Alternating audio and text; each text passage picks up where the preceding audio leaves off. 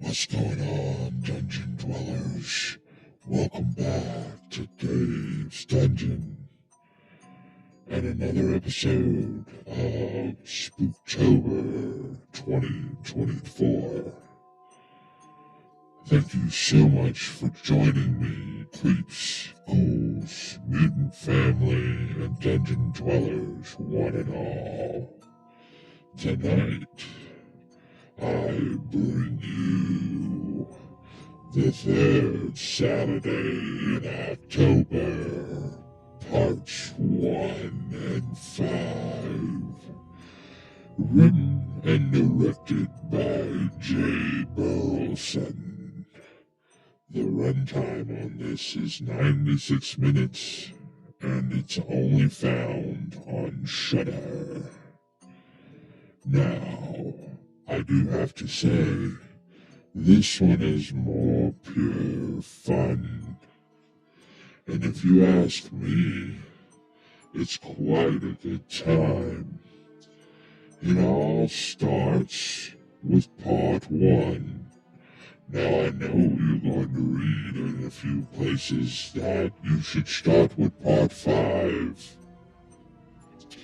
Please tell me what universe that makes sense. I don't quite understand how that would even work. But anyways, it all starts with the arrest of a murderer named Jacarian Harding.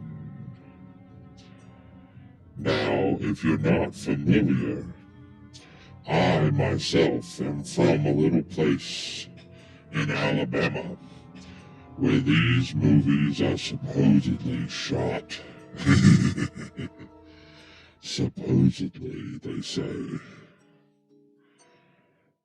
Well, Jacarian, one third Sunday in October, is to be executed,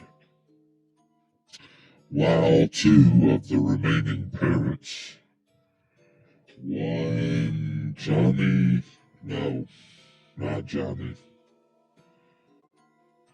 Ricky Dean Logan, and one Vicky Newton, 2 of the surviving witnesses, or should I say parents of the victims of those killed in 1960, are there to witness the execution of Mr. Harding. But, as with all of our movies, doesn't quite go the way everyone hoped.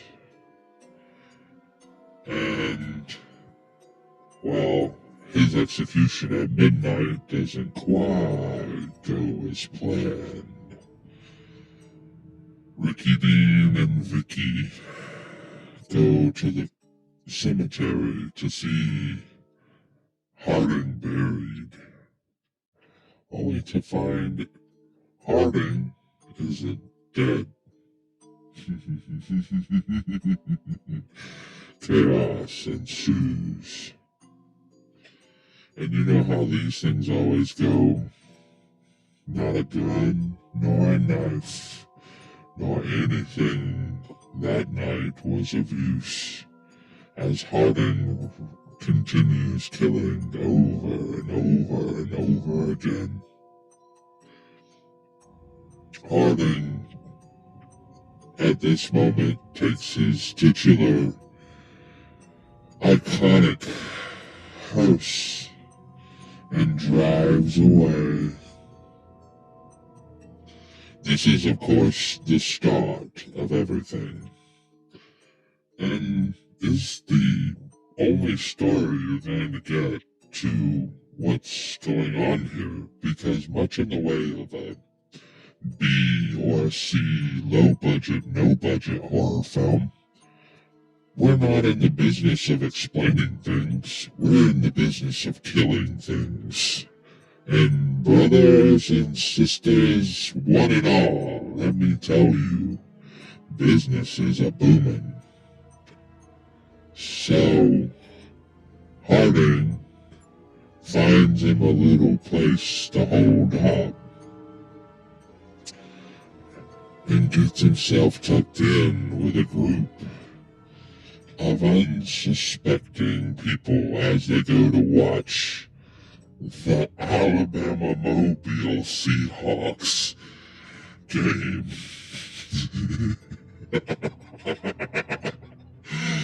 Oh, war damn Seahawk. Oh. To people in Alabama, they just had an aneurysm. I'm so sorry. I am so very sorry. You should watch this just so you can laugh.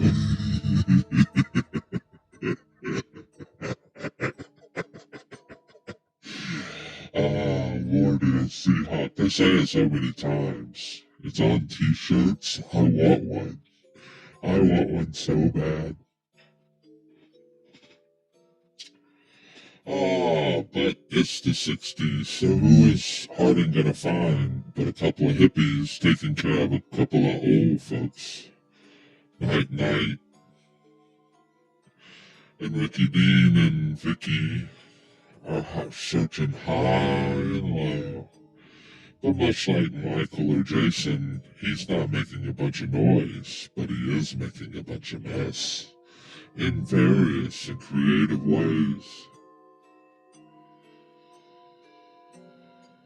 Oh, and the poor survivor girl gets off work just in time to get brutally sideswiped by our killer, only to have Ricky Dean show up and save her right at the nick of time. Wow, it's almost too good to believe. But it is too good to believe because Ricky Dean didn't stop Jakiri and Harding. He only saved the young girl. And that's the way this goes. If you've seen one, part 5 doesn't even show you the stuff in the sequels. Like, it hints at it. It gives you snippets and clips. But I wanted more. I want more. Look at this blood. Isn't it neat? Wouldn't you think my collection's complete? Wouldn't you think that a guy like me, has seen it all? I've seen gore, I've seen mayhem aplenty. I've seen gashes and cuts, evermore. You say here's a decapitation. I say I've seen 20. But who cares? Not me. I want more.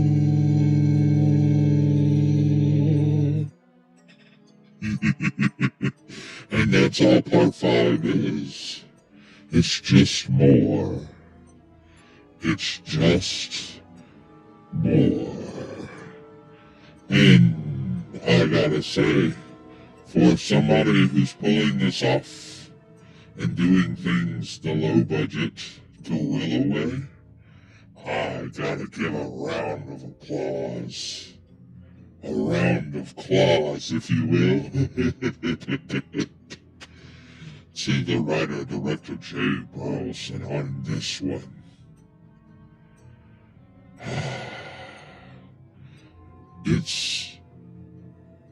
It's not even B movie.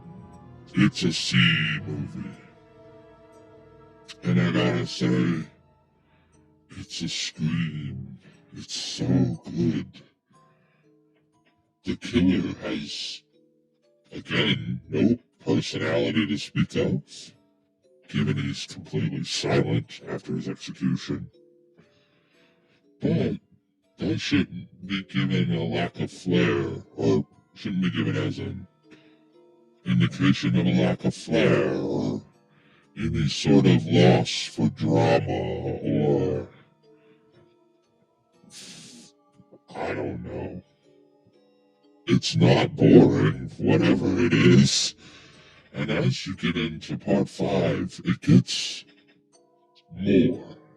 The kills get more. The story gets less and out of the way. And the levels of making Harding what he's always meant to be, an iconic sort of killer for the low-budget audience, more like the no-budget audience. But that's not Jack's fault, now is it? And I gotta say, Jay shows quite a bit of creativity for what he doesn't have in budget or special effects at all. He does have in willing to try, and that's why I gave this the MVP, because in most instances, just like with Hell House LLC, an author's first work goes unnoticed. It's very rare indeed, that the first works of an artist actually get noticed. So, I don't know if this is Jay's first work, but it feels like early in Jay's career. And I respect it. I respect the hell out of it, because but for a couple more million and more assistants and more film to shoot this with, this is a AA, AAA B movie. But in any other world,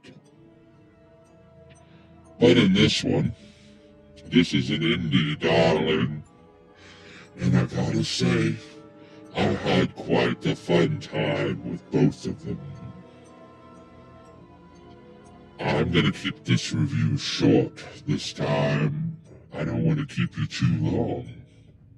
But for now, I'll tell you this. Go see the third Saturday in October, Part 1 and Part 5.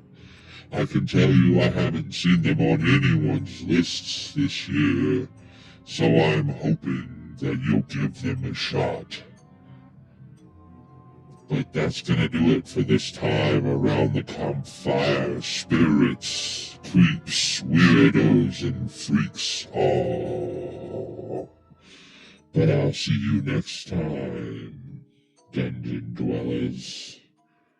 But until then, night-night, sleep tight, and don't let the serial killer kill you in the night. Pleasant dreams.